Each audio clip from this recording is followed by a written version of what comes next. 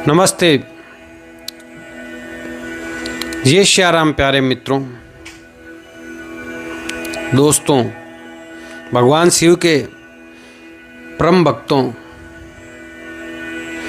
इस शिव महापुराण कथा के सभी श्रोतागणों,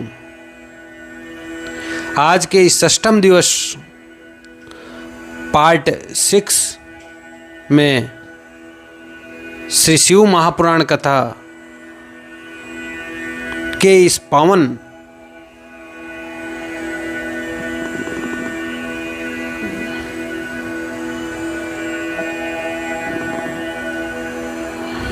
विवेचन में आपका हार्दिक स्वागत है। आज षष्ठम दिवस में हम जानेंगे सदाचार का रहस्य, शिव भक्त के जीवन कैसे हो। तो आइए आज की कथा को हम आगे बढ़ाते हैं। मैं रमेश पारिक और ये कथा मैं मेरे पूज्य पिताजी श्री स्वर्गीय श्री ओम प्रकाश जी व्यास की पावन स्मृति में आपके बीच में कथा रख रहा हूँ। श्री गणेश जी को प्रणाम, माता सरस्वती को प्रणाम और सद्गुरु के श्री चरणों में प्रणाम, और कैलाशपति भगवान सदाशिव, माता पार्वती, श्री गणेश और समस्त शिव गणों को कोटि कोटि प्रणाम। आज की कथा का आरंभ करते हुए आइए मन को कुछ क्षण के लिए शांत करें। ना कोई चिंता, ना संसार की भागदौड़, बस सामने कैलाश का वह शांत स्वरूप जहाँ हिमालय की चोटियों पर बर्फ चमक रही है। गंगा भगवान शिव की जटाओं से होकर पृथ्वी की ओर उतर रही है। नंदी महाराज द्वार पर बैठे और कैलाशपति महादेव माता पार्वती के साथ विराजमान है। हर हर महादेव। आज हम शिव पुराण के उस प्रसंग में प्रवेश कर रहे हैं जहाँ ऋषि मुनि सूत जी से एक महत्वपूर्ण प्रश्न करते हैं। प्रश्न ऐसा जो केवल किसी एक युग के मनुष्य के लिए नहीं, हर युग के मनुष्य के लिए है। ऋषियों का प्रश्न। नेमिषारण्य में बैठे हुए महर्षियों ने सूत जी को प्रणाम किया। उन्होंने कहा, हे सूत जी, आपने हमें भगवान शिव की महिमा सुनाई, हमने शिवलिंग की महिमा सुनी, शिव क्षेत्रों और तीर्थों का वर्णन सुना, लेकिन अब हमें एक और बात बताइए। मनुष्य ऐसा जीवन कैसे जिए जिससे उसका आचरण धर्म में हो।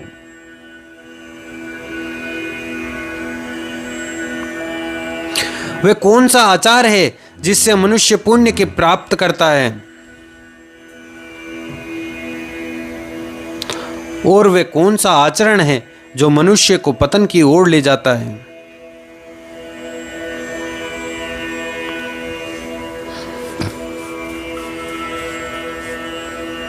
ऋषियों का प्रश्न सुनकर सूत जी कुछ क्षण के लिए शांत हो गए।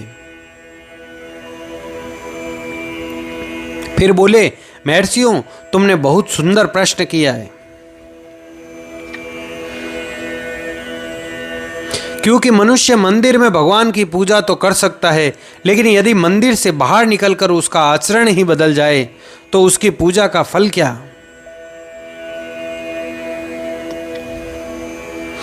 और यहीं से सदाचार की कथा प्रारंभ होती है।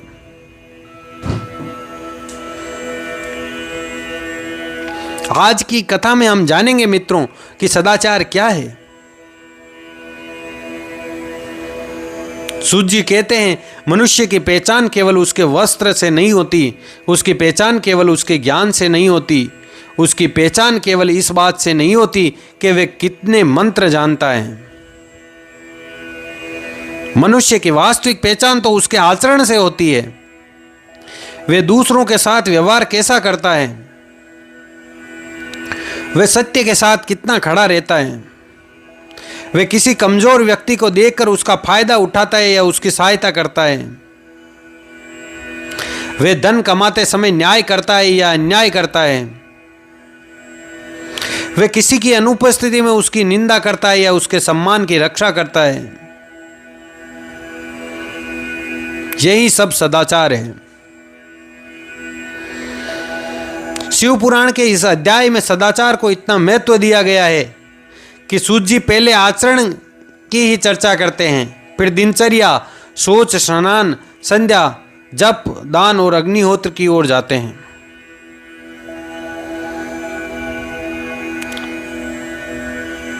सूत जी कहते हैं रात्रि समाप्त होने लगे और जब उषा का समय निकट आए तब मनुष्य को निद्रा से उठना चाहिए।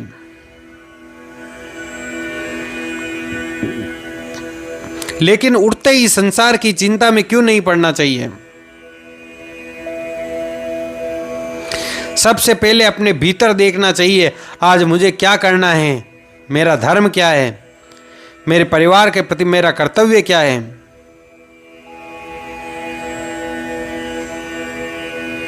मेरे समाज के प्रति मेरा कर्तव्य क्या है।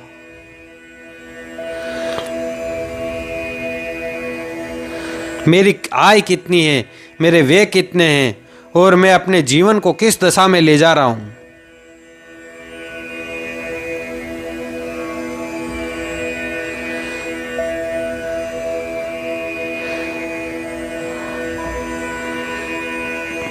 मूल पाठ में ब्रह्म मुहूर्त में उठकर देवता, धर्म, अर्थ तथा आय व्यय आदि पर विचार करने की बात आती है।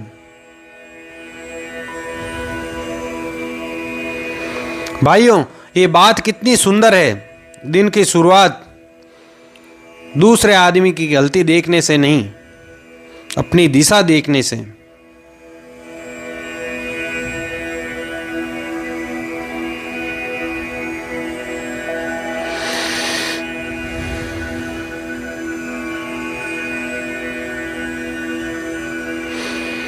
इसके बाद सूत जी प्रातकालीन सोच और शरीर की शुद्धि की विधि बताते हैं। प्रकृति ने मनुष्य को शरीर दिया है और शरीर की स्वच्छता भी धर्म का ही एक अंग मानी गई है। शरीर अशुद्ध हो तो पूजा में मन लगाना कठिन होता है, इसलिए सोच के बाद शरीर की विधि पूर्वक शुद्धि, फिर हाथ पैर की शुद्धि,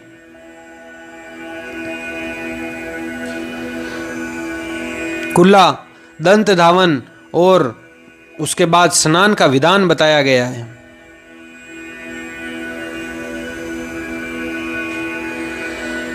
ध्यान रखना भैया, यहाँ कथा का उद्देश्य आज के समय में हर प्राचीन विधि को अक्षरश लागू करना नहीं है। मूल ग्रंथ उस समय की धार्मिक दिनचर्या की बात बता रहा है, हम उसका मूल भाव समझ रहे हैं। भगवान की पूजा से पहले शरीर और मन दोनों को शुद्ध करना। अब सूत जी स्नान की ओर आते हैं। जल में प्रवेश करना, जल से शरीर को स्वच्छ करना और भगवान का स्मरण करना। लेकिन सूत जी केवल बाहरी स्नान की बात नहीं करते, वास्तविक शुद्धि मन की भी होनी चाहिए। क्योंकि यदि शरीर तो स्नान करके मंदिर चला गया, लेकिन मन में किसी के लिए द्वेष भरा है, तो भीतर की अशुद्धि अभी बाकी है। इसलिए शिव भक्ति में बाहर की शुद्धि और भीतर की शुद्धि दोनों का महत्व है। स्नान के बाद आता है संध्या उपासना का समय। प्रातकालीन, मध्याह्न और सायंकाल, इन समयों का विशेष महत्व बताया गया है। सूत जी बताते हैं प्रातकाल सूर्य को अर्घ्य दिया जाए, मध्याह्न में भी उपासना हो और सायंकाल उचित समय पर संध्या की जाए। लेकिन भाई, आज हम इसे केवल विधि की तरह न सुने, इसके पीछे एक बहुत सुंदर भाव है। सुबह जब सूर्य उगता है तो मनुष्य कहता है आज का दिन मुझे मिला है। दोपहर जब दिन आधा बीत गया तो मनुष्य स्वयं को देखता है मैंने आज क्या किया। और शाम जब सूर्य अस्त होने लगता है तो मनुष्य कहता है आज का दिन समाप्त हो गया, मैंने अपने जीवन में क्या जोड़ा। यही संध्या का सुंदर भाव है। सूत जी प्रातःकाल सूर्य को अर्घ्य देने की विधि बताते हैं। जल की अंजलि सूर्य को ओर उठती है और जल की धार सूर्य की किरणों के सामने चमकती हुई नीचे आती है। सोचिए, सुबह का शांत वातावरण, पूर्व दिशा में लालिमा, हाथों में जल और सामने उगता हुआ सूर्य। मनुष्य अपने अहंकार को थोड़ा नीचे रखकर प्रकृति के उस विराट प्रकाश को प्रणाम करता है। ये केवल जल चढ़ाना नहीं, प्रकाश को स्वीकार करना है। भाइयों, अब कथा में शिव भक्तों के लिए एक बहुत ही सुंदर विषय आता है, भस्म। भगवान शिव स्वयं भस्मधारी है, उनका शरीर भस्म से विभूषित है।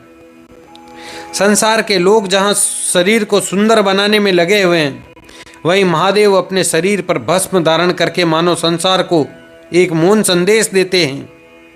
जिस शरीर पर आज इतना अभिमान है, एक दिन यही शरीर भस्म हो जाएगा।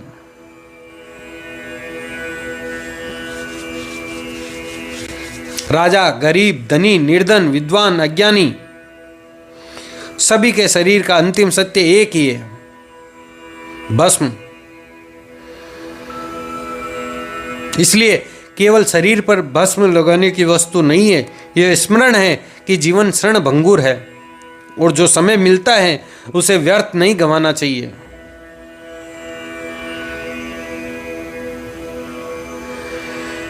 शिव भक्ति की परंपरा में भस्म से त्रिपुंड धारण करने का विशेष महत्व है।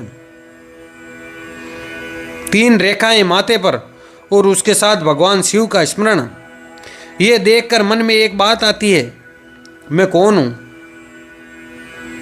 ये शरीर, ये धन, ये पद, ये नाम, या इन सब से परे कुछ और? महादेव की भस्म मनुष्य को बार बार अपने वास्तविक स्वरूप की ओर देखने का संकेत देती है।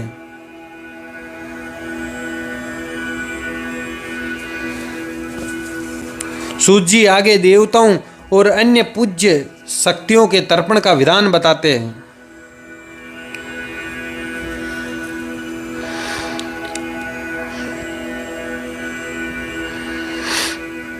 ईश, गौरी, कार्तिकेय, विष्णु, ब्रह्मा, चंद्रमा, यम और अन्य देवताओं का स्मरण।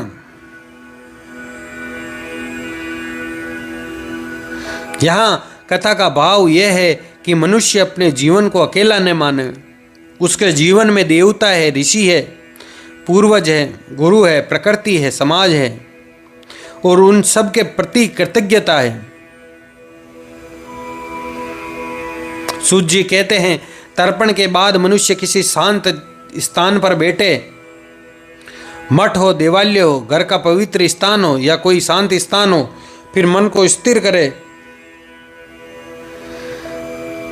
भाइयों, यहां से कथा बाहरी कर्म से अंदर की यात्रा की ओर मुड़ती है। अभी तक शरीर की शुद्धि हुई, अब मन की शुद्धि। अभी तक स्नान बाहर हुआ है, अब मन को भीतर स्नान कराना है।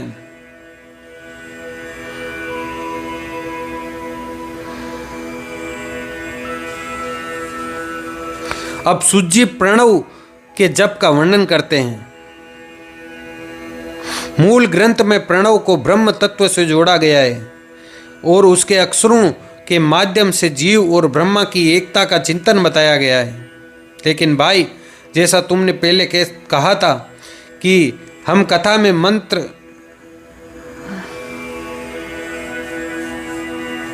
का उच्चारण नहीं करते,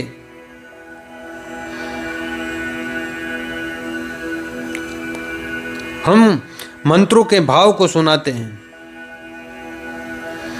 भाव यह है, मनुष्य अपने भीतर यह चिंतन करे कि जो परम सत्य बाहर दिखाई देता है उससे मेरा संबंध क्या है।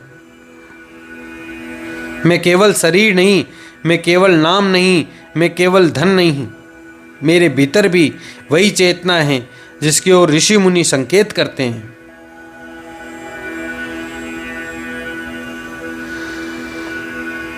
सूत जी आगे जप की गहराई बताते हैं।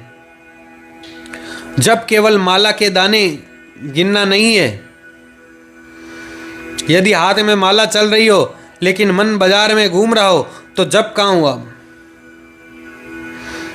यदि होठ भगवान का नाम ले रहे हो लेकिन मन में दूसरे व्यक्ति के प्रति द्वेष भरा हो तो भीतर क्या बदला।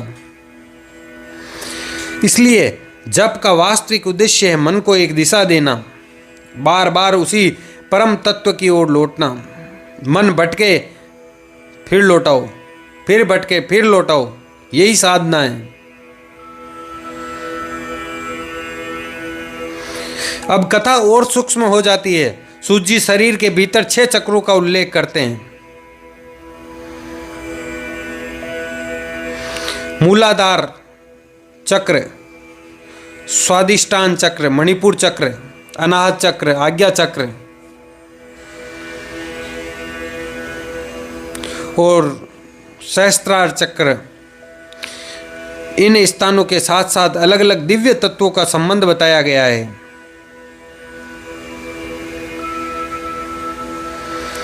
यह कथा को समझने का एक सुंदर तरीका है। मनुष्य बार भगवान को खोजता है, मंदिर जाता है, तीर्थ जाता है, लेकिन ऋषि कहते हैं एक बार अपने भीतर को देखो। तुम्हारा शरीर भी एक मंदिर की तरह है। तुम्हारी चेतना उस मंदिर का दीपक है और साधना उस दीपक को पहचानने की यात्रा है।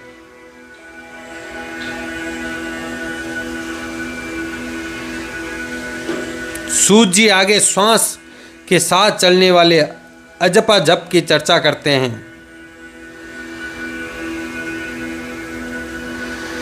हम यहाँ उसका केवल भाव समझेंगे। मनुष्य सांस लेता है, सांस छोड़ता है और हर सांस के साथ जीवन आगे बढ़ता है। कितनी सांसें हमें मिली है कोई नहीं जानता, इसलिए हर सांस भगवान की दी हुई संपत्ति है।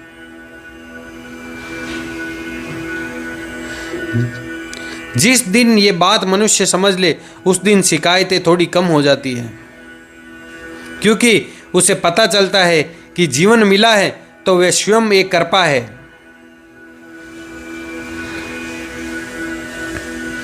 अब हम कथा को एकदम अलग दिशा में ले जाते हैं। सूत जी कहते हैं धर्म से अर्थ प्राप्त होता है और अर्थ से मनुष्य अपने जीवन की आवश्यकताओं को पूरा करता है। लेकिन धन कमाने का तरीका बहुत महत्वपूर्ण है। धर्म पूर्वक कमाया हुआ धन मनुष्य को अंततः वैराग्य की ओर ले जा सकता है, लेकिन अधर्म से कमाया हुआ धन मनुष्य को और अधिक आसक्ति में बांध सकता है।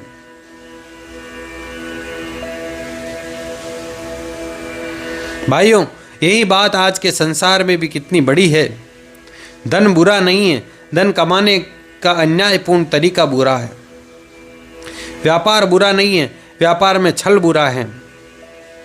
समृद्धि बुरी नहीं है, समृद्धि के कारण अहंकार बुरा है। सूत जी कहते हैं अब मैं न्याय पूर्वक धन कमाने की विधि बताता हूं। न्याय से कमाया गया धन जब दान और धर्म में लगाया जाता है तो वे ज्ञान और मोक्ष की दिशा में सहायक बनता है। ध्यान देना, यहां शिव पुराण धन छोड़ने को नहीं कह रहा, धन को धर्म से जोड़ने की बात कर रहा है।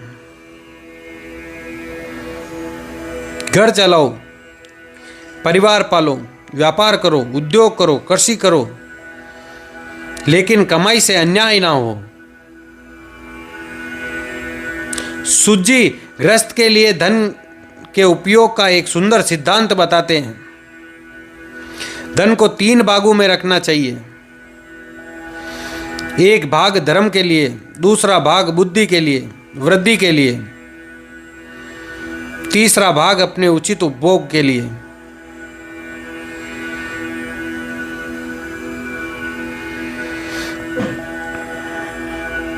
भाई, इसका मतलब समझिए। अगर पूरा धन केवल खाने पीने और दिखावे में चला गया तो भविष्य कहाँ? अगर पूरा धन केवल भविष्य के लिए जमा करते रहे तो वर्तमान का जीवन कहाँ? और यदि पूरा धन केवल अपने लिए रखा तो धर्म और समाज कहाँ? इसलिए धर्म, वृद्धि, उपभोग तीनों में संतुलन। सूत जी आगे बताते हैं कि खेती से प्राप्त धन और व्यापार से प्राप्त धन में से भी उचित अंश दान के लिए रखना चाहिए।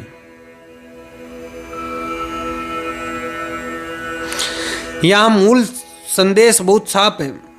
कमाई केवल अपने घर की चारदीवारी तक सीमित ना हो, उसमें किसी भूखे का अन्न हो, किसी प्यासे के लिए जल हो, किसी विद्यार्थी की सहायता हो, किसी जरूरतमंद का सहारा हो, किसी धार्मिक कार्य में योगदान हो। यही धन को पवित्र करने का भाव है। अब सूत जी अन्नदान की महिमा बताते हैं। जल प्यास बुझाता है, अन्न भूख मिटाता है और भूख मनुष्य का सबसे बड़ा दुख बन सकती है।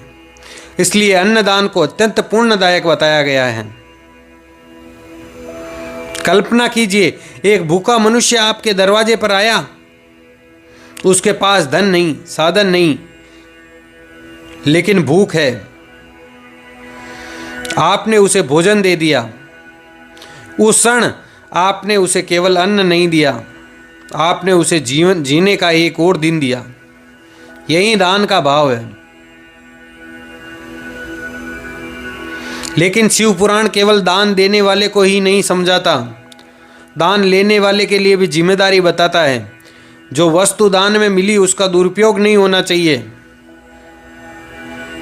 दान लेकर अपने कर्म और तप से स्वयं को शुद्ध रखना चाहिए, अर्थात दान लेना भी एक उत्तरदायित्व है। अब आता है आज की कथा का शायद सबसे सुंदर प्रसंग। सूत जी कहते हैं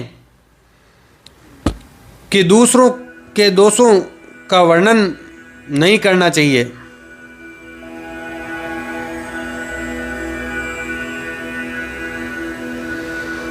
किसी व्यक्ति की छुपी हुई कमजोरी, उसकी निजी बात, उसका दोष, उसकी अनुपस्थिति में दूसरों को नहीं बतानी चाहिए।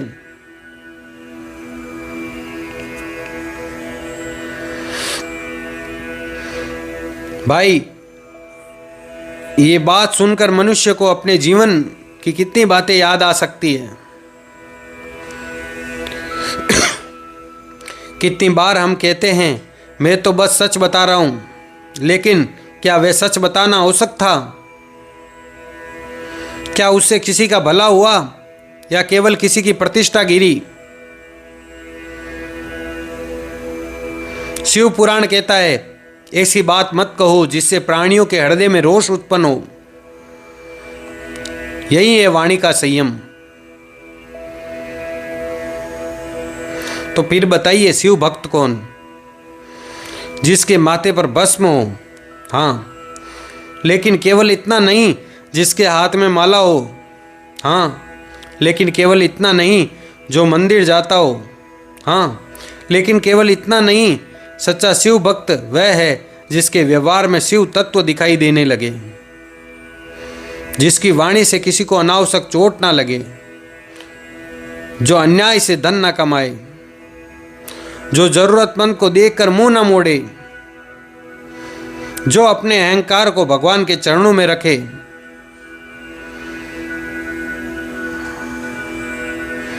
और जो दूसरों के दोष गिनने से पहले अपने दोषों को देख सके। यही सदाचार की आत्मा है। अब सूत जी अग्निहोत्र की चर्चा करते हैं। संध्या के समय अग्निहोत्र करने का विधान बताया गया है। सूर्य और अग्नि को उचित आहुति देने की बात आती है। और यदि कोई व्यक्ति पूर्ण विधि से अग्निहोत्र करने में समर्थ ना हो तो उसके लिए संध्याकालीन जप अथवा सूर्य वंदना का भी उल्लेख मिलता है।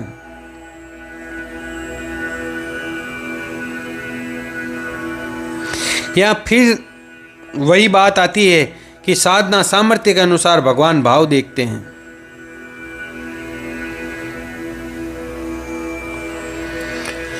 यज्ञ की अग्नि बाहर जलती है, लेकिन मनुष्य के भीतर भी एक अग्नि है। क्रोध की अग्नि, लोभ की अग्नि, ईर्ष्या की अग्नि और ज्ञान की अग्नि। यदि मनुष्य क्रोध की अग्नि में जलता रहा तो उसका जीवन अशांत हो जाएगा।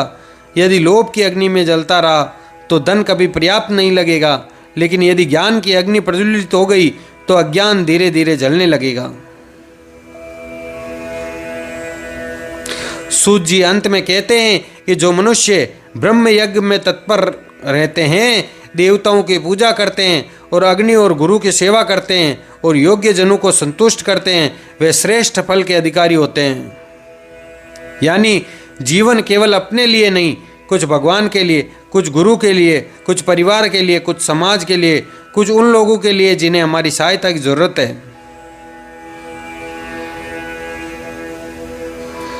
भाइयों, आज हमने बहुत सारी विधियां सुनी। सुबह उठना, शुद्धि करना, स्नान करना, संध्या करना, सूर्य को अर्घ्य देना, भस्म धारण करना, जप करना, दान करना, न्यायपूर्वक धन कमाना, अग्निहोत्र करना। लेकिन अगर इन सब का एक ही सार निकलता हो तो क्या निकलेगा?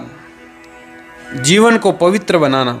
बस पूजा का अर्थ केवल मंदिर में बैठना नहीं, पूजा का अर्थ है अपने जीवन को भगवान के योग्य बनाना। कल्पना कीजिए, एक व्यक्ति सुबह उठता है, वह भगवान को प्रणाम करता है, अपने माता पिता को सम्मान देता है, ईमानदारी से अपना काम करता है, व्यापार में छल नहीं करता, जिसके पास ज़रूरत से अधिक है उसमें से कुछ दान करता है, किसी की अनुपस्थिति में उसकी निंदा नहीं करता, किसी गरीब को भोजन दे देता है, शाम को अपने दिन को याद करता है, आज मैंने किसका दिल दुखाया, और फिर भगवान से कहता है, महादेव आज मुझसे जो भूल हुई उसे सुधारने की शक्ति देना।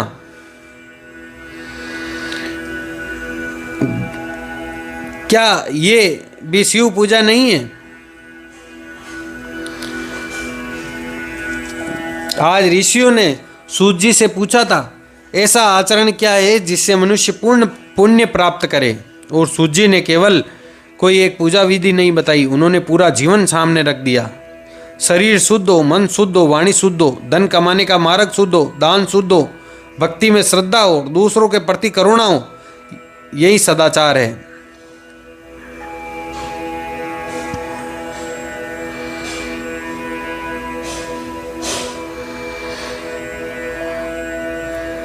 महादेव के भक्त यदि माथे पर भस्म लगाते हैं तो उन्हें यह भी याद रखना चाहिए कि एक दिन सब कुछ भस्म होना है। यदि शिवलिंग पर जल चढ़ाते हैं तो अपने भीतर के क्रोध को भी थोड़ा शांत करना चाहिए। यदि भगवान को पुष्प चढ़ाते हैं तो अपने व्यवहार में भी कुछ सुगंध लानी चाहिए।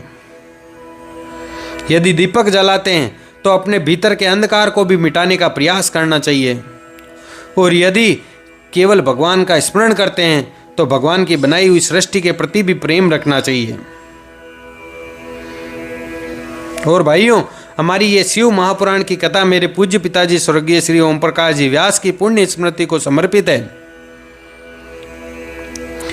पिताजी आज हमारे बीच शरीर रूप में नहीं है, लेकिन उनकी स्मृति, उनके संस्कार, उनकी वाणी और उनका आशीर्वाद हमारे साथ है। आज उनकी पुण्य स्मृति में भगवान शिव की कथा कहते हुए मन में यही प्रार्थना है कि हे महादेव, जहाँ भी मेरे पिताजी की आत्मा हो उन पर अपनी कृपा बनाए रखना, उनके जीवन में जो भी पुण्य रहा उसे स्वीकार करना और उन्हें अपने श्री चरणों में स्थान देना। हर हर महादेव।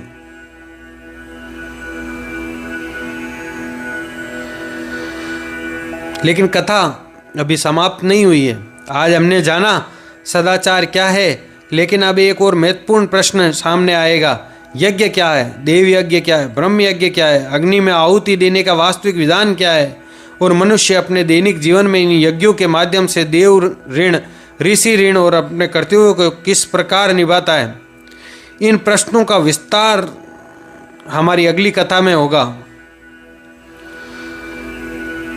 तब तक अपने हृदय में महादेव का स्मरण रखिए, वाणी में मधुरता रखिए, कर्म में धर्म रखिए और किसी के हृदय को अनावश्यक चोट मत पहुंचाइए। भगवान शिव, माता पार्वती, श्री गणेश, नंदी महाराज और समस्त शिवगणों को प्रणाम। कथा वाचन में कोई त्रुटि हो तो भोलेनाथ क्षमा करें। आप सभी श्रोताओं पर महादेव की कृपा बनी रहे। हर हर महादेव। जय शिव शंकर, जय माता पार्वती, जय श्री गणेश।